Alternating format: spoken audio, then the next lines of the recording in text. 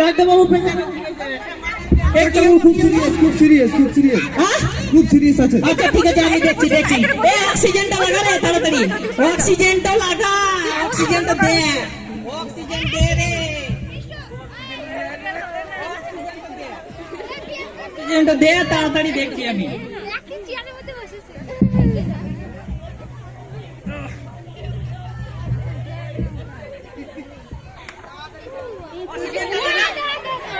অক্সিজেনটা দে রে। হ্যাঁ ঠিক আছে, দাঁড়াও আমি দেখছি। আচ্ছা কি হয়েছিল? কি হ্যালো কি হয়েছিল? একটা হেলিকপ্টারের সাথে সাইকেলের ধাক্কা লেগে গিয়ে অজ্ঞান হয়ে গেছে, মরে গেছে। আচ্ছা ঠিক আছে, দেখছি দাঁড়াও।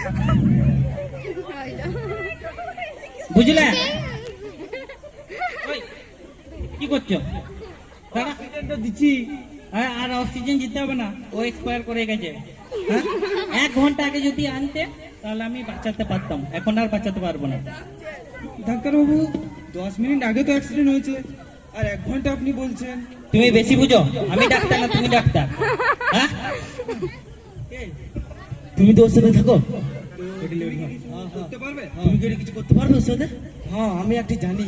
কি জানে? দাঁড়ান।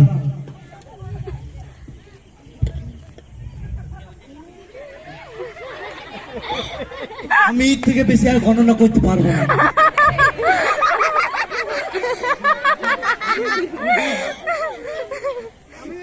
আমি মরিনি, আমি বেঁচে আছি। তুই ডাক্তার বাবু জানে বেশি জানিস, তুই মরে গেছিস।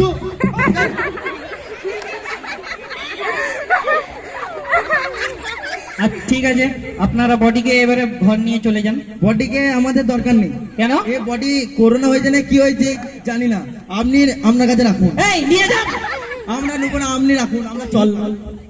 বুঝলি, এ তো পেশেন্ট ছেড়ে দিয়ে চলে গেল, বডি ছেড়ে দিয়ে চলে গেল, কি করা যায় বলতো? তুই একটা কিছু ব্যবস্থা কর। তুই বাবার ঘাট পেয়ে দিলে, ঘর যা। আচ্ছা চল, আজকের মতো এখানে সমাপ্ত। নাটক ভালো লাগলে আপনারা একটা জোরে হাততালি দেবেন।